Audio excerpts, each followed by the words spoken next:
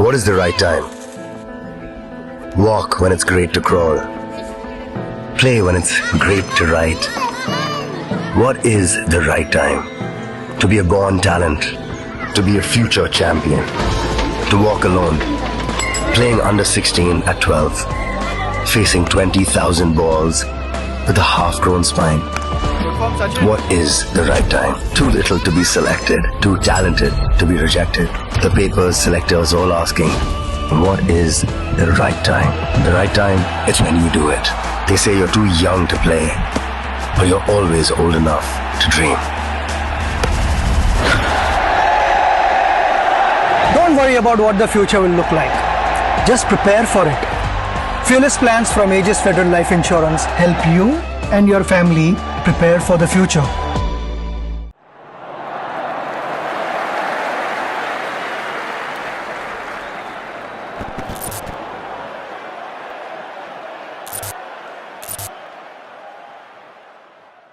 Welcome to a very special edition of Backstage with Boria, and today, very dear friend of mine, someone I consider family, and we are going to talk about something very different. I mean, it's not about the Olympics. I will ask a couple of Olympic questions because it's only fair that I ask Gopi a couple of Olympic questions, but I just want to go deeper today and talk about relationships. I did a piece some days back and I had a chat with you on that, and I actually want to explore a little bit more today. You know, when you coach Gayatri, what does that mean to you? And this relationship about being national coach, father, how do you deal with these relationships? Well, it's very tricky. I don't know if I can ever articulate it the way it is. And I think the beginning of the story would be sometime 2010 kinds, when Gayatri was maybe 6-7 years old, and then she would start playing. And before that, for me, I would leave home at 4 o'clock in the morning, and I would get back home at around 7 o'clock in the evening. And by the time the kids are almost going to bed, for me, when 2010, 2011 came up, and I was really focused on training the Olympic athletes, because 2010 Commonwealth, 2011, 12 Olympics, I think the whole events after events became very, very important. And players were, whether Saina was winning, Sindhu started winning, and then the men started to do well. So I had many more players and much more work on my plate than ever before. So for me, I would leave home very motivated. But then after 2.5 hours on court, when I'm a little down, I think that's when Gayatri would come along with Vishnu. And for me, that was kind of a energy which was there, and I would start to see them play from a distance. But I was just happy that I could just at least see them, because the last few years I was spending so much time away from family. I think she was that kind of fresh energy which would come by way. And then slowly she started to play, and then I would start to see her go to tournaments. Lakshmi would travel with her, and she had to go through the grind, and she had to face her own challenges. I think everybody faces. She had a set of challenges which were probably a little different from the others. She didn't have a problem with the infrastructure or the shuttles, which were really the issues. But actually, whenever she went on court, she had a expectation which she had to fill up. Or that was my next question. That every time that name is announced and Gopichand Pullela is announced with her name, that's not the best feeling always. I mean, we've seen, take an Abhishek Bachchan, take a Rohan Gavaskar, take a Donald Bradman's son, and it's not easy to be a star kid, because a lot of pressures are associated with being a star kid. How did she deal with it? She's generally pretty shy, and she kind of works on her own in some sense. But luckily, she's been able to deliver, in the sense she's won all tournaments at the at an age group level. She's been an under 13, under 15, 17, 19 kind of national champion. So she's won senior singles events. Of course, she also had some bad losses. So it was kind of, for me, there was pressure, because for her, it's a lot more, because when I look at it from her perspective, she's in the academy, everybody is watching her, I am watching her. her grandmother is watching her, her grandfather very is difficult. there. It's always eyes on, and the coaches are kind of looking her a little differently. So I don't think I will ever be able to do justice to what she has gone through, but I can tell for sure that we could protect her and tell her that it doesn't matter. But in her mind, probably it does. So when you coached her, anything different you thought? So and I'm asking this question when she was growing up, because now I will ask another one. But when she was growing up, you mentioned to me the other day that you always coached her in a group, not separately. Was that conscious, and why? I think for me, young kids need to be coached in a group. I think it's very difficult for them because they need fun, and fun is one of the primary motivations for people to play. It cannot be career, goal, discipline, structure. I think these are far heavier words which are difficult for people to carry for life. I think fun should be the primary reason. Passion should be involvement, love for the sport. I think those were things which come because you have a group and you want to enjoy with the group. And you always made it a point that that was the case. In fact, till COVID hit and we were kind of isolated for a few months, I think there was never a time when I would actually coach her one on one. And that for me, those years, I think for growing up, I think is very, very important. If you make it, if you are a champion, then a lot of things get washed off. But there is a reality that there is a 99% or more failure rate in sport. So I'm very aware of that reality. So there could be harsh parents who could get things done. And if you're a champion, it just gets washed off, or it sounds as though it's a great thing which they've done. But you also have to realize that there are another 99% of the kids who've actually gone down that route and not made it. And it would really hurt if that happens. So I was actually preparing for failure in some sense. Did it ever happen to you or occur to you that as a national coach, you were the father, you were the coach, and it might just come back that by being the national coach and pushing her for results, the father might just suffer? Yeah, I think for me, see, people would use it in other ways as well, right? So you'd go into a meeting and they would be like, you're the coach and you're a selector. And I could hear those voices. Boss, I'm walking out of that. I'm aware of that because we have discussed this, that whole nepotism and all of that. And you've always, at that point in time, you've recused yourself from such meetings. So I think it was very important to stay clear of it. And also, luckily for badminton, if you're a champion, you're a champion. And if you're the number two, you're the number two. And if you're in the borderline is where probably people can accuse you. But if you're the number one, there's no doubts. And luckily for me, whenever there's been a selection trials or whenever there's been selections which has happened where she's got selected, she's done it on her own merit by winning those tournaments. So I'm really happy that I didn't have to actually push her in any way sense, and she's actually owned her right to be in the team by herself. As a coach and a parent, for me, I think her development as a human being is very, very important. And there is a lot to life and not sport alone. And I think you need to be conscious and aware of that fact that you could be playing sport great for 30 years. But at the end of 30 years or 35 years, you're really messed up as a human being. There's another 30, 40 years of your life which you will really spend.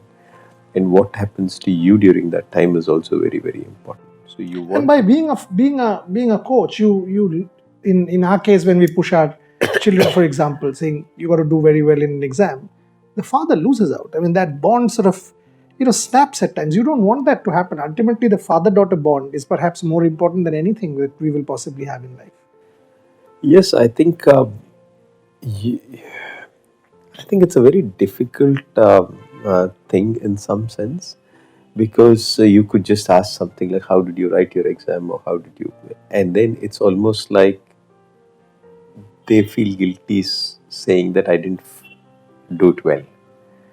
And they know if you're an achiever, then More so. more so it becomes.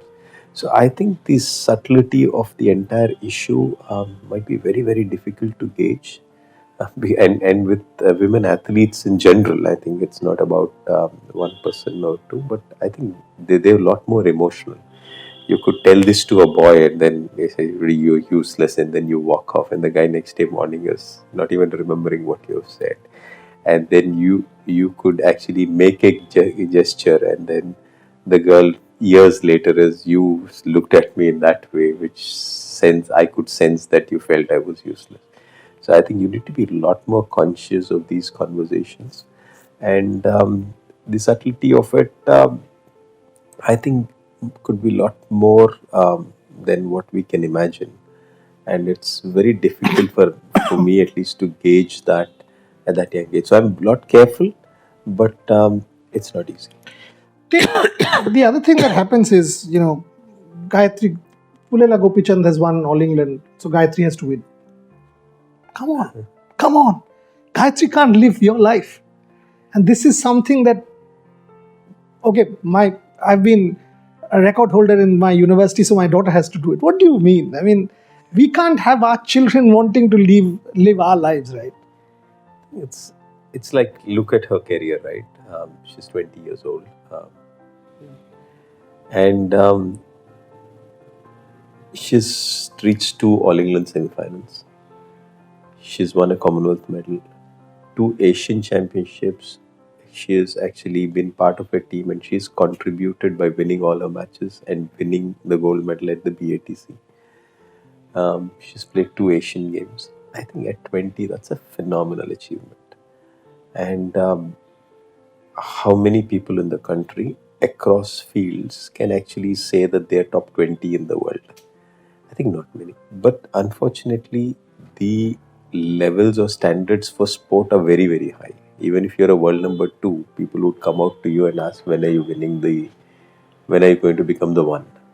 Or if you're a silver medalist, they're going to ask you, when are you going to become the gold medalist? So I think those kind of things are statements which always undermine the achievement in some sense by saying, oh, what more? Then they would never ask a Fortune 500 company that, when are you going to be number 1? Or they're not going to ask a cardiologist in the country who's good and say, when are you going to be the number 1 cardiologist in the country? This is only peculiar to sport. Peculiar to sport. So even if you're top 10 in the world, how many people, how many industries, how many press guys, how many documentary people, how many would actually say confidently that we are top 20 in the world, and not be questioned that when you will be number 1? So I think that kind of a question is very unfair. So at least people who've been in sport, I think we should try and celebrate what we have, rather than actually look at what we probably missed out. I think that's it. But at the same time, when you are national coach, take BATC, you mentioned BATC, I'm asking you BATC. and that final, if I take you back to Feb, and that final, actually match 3, match 4 was sort of India wasn't supposed to win, if I can say it like that, right? And Anmol had to win number 5. But for her to be able to do so, Gayatri and Teresa had to win all. And in the final, they were playing a Thai team. They had lost 4-2, and the record was 1-4. And the decider was 10-11 against them. And I saw you literally sort of, hardly ever I see that, you sort of sprinted towards them, you had a chat with them. With Gayatri playing, is there something special? I mean, do you think because of this father-daughter bond, there's something more that you can get out of her, or she'll do things or blindly sort of trust you and do things that maybe another athlete wouldn't? Is there something different? Well, to be fair, I think I've been very fortunate. So whether it's Prannoy, or whether in some sense it's Satvik, or whether it's Gayatri, Teresa, or maybe even Sindhu, Saina to that effect, I think most of the players, they've had blind faith on me. And it's the same with Gayatri as well. So I would tell her random advices which probably don't fall into a logical mindset, and she would follow it to the T. And it's no different for any athletes more. But she can express it back in the sense, because I just spend a little more time with her. She would say, if you're discussing it, and yeah, you'll tell things which nobody tells, and I'm happy to take that advice. So that's something which you feel confident about, that you do this and you're telling them to serve back 3-4 times in a row, or if you're just telling them that you serve and just go to this corner straight away. You're taking a chance, but luckily it's worked till now, and she has a lot of faith, and that helps. Is it because you're a father, or is it because so. a different bond? I think so. I think I have pretty much, at least on court, I would give such advices to a Prannoy and our Priyanshu, and they always. How important is that? This kind of blind faith, because it might not work, right? Yeah. There is always the other possibility that it might not work, and they might go on and lose, and maybe in a big final, and they might just end up feeling that maybe had I not taken that little piece of advice, things would have gone my way. How thin a line is that? That's a very gutsy line to take, in the sense it's almost like you're risking your entire relationship with the athlete on that call. I remember Guru Saidat at the Thomas Cup, and we had this match against Denmark, and then he was like from 13-19 to 19-20, the opponent had come, and he was serving, and I said push to the forehand, and Guru was like no, and I said just shut up and do it. And he did it, and luckily he got the point. But that could have actually gone against, and Guru would have remembered it for the rest of his life. At 19, with 16, 17 onwards, with Prannoy at the Australian Open, I was telling you, do the down the line push against Wen Hongyang. And then he said no. And I said, it's up to you. Then we're just having this conversation on court, and I'm saying, okay, it's up to you. I want you to be brave enough. He says, I didn't practice it enough. I said, just shut up and play. He said, no. And I said, okay, let's leave it. Then he came back, and he did that exactly. We practiced it for a week, and then he did that against Loki New at the World Championships, and he got that point. So somewhere I'm very fortunate that I have people talk about these things as a coach, in the sense that at 17-20 against Tai Swing and Sindhu at the World Championships, and I told Sindhu that you serve and just rush to the net. There's no other thing you're doing. Just go to the net and tap it. And she did, and she got a point. And I'm risking my entire relationship on that one statement. But I would think it's very important that as a coach, when things are not working, you need to be very specific on your instructions, because the guy is confused. So to go in there and tell them that you do this or that doesn't help, because then there's no focus. You need to give very clear instructions, and you do it at risk. But for me and for my players, majority of them, it's always paid. I can confidently say. Fascinating. And that has worked. Fascinating. Last couple of questions before I let you go. Not too far away is the Olympics. I mean, you've got a 12, you've got a 16, you've got a 20 in your favor. If they play to their potential, they are a sure shot, Satwik and Chirag? Yes, I definitely do think if they play a little less than their potential also, they should be able to win. Because I believe they're head and shoulders above the rest of them. And I just hope that they stay calm, relaxed. And we are lucky that we have Matthias handling them. And I'll be there. So I'm just hoping that they just continue their form. And I think they should be in front. Prannoy also? On his day, we've seen him take out Axelsen. So in my list of possibilities, I have given Prannoy an outside chance, because he's as good as anybody on his day. I think we've unfortunately had issues with his health many times in the past. He's been a real gem of a fighter. I haven't seen somebody who's really gone on court with so much of pain and doubt and still deliver. Delivered at World Championships, delivered at Thomas Cup, delivered at Asian Games. And I think it'll be too much for me to ask him to deliver once again. But I do know that even if he has an outside chance on that day, if somebody can take it, it can be Prannoy. And on his day, he's capable of beating anybody. And I'm not talking about his day as in a fluke chance or something. Just without injuries, if he goes there, I think he definitely has a shot. Fantastic. And I want to conclude with this. You made this point to me in that conversation that we had on the phone, that even if Gayatri was to retire today, doesn't matter. Well, I think sport is cruel in that sense, and I would want us all to understand that sport is not about just the champions. It's about the process which you take to become a champion. And the very act of going out there at the highest level and saying that I'm going to try to be the best, I think is itself a big achievement, and we should celebrate that. We often celebrate only the champions and forget the entire rest of them. I think for us to be a great sporting nation, we need to take care of all our sports persons and the people who are leaving after the grassroots or the intermediate or at the elite level or after they become champions. I think all of these stages we need to kind of look and take care of them. And I think she has been fantastic to have another Pullela from the family play at the highest level. I think it's God's grace.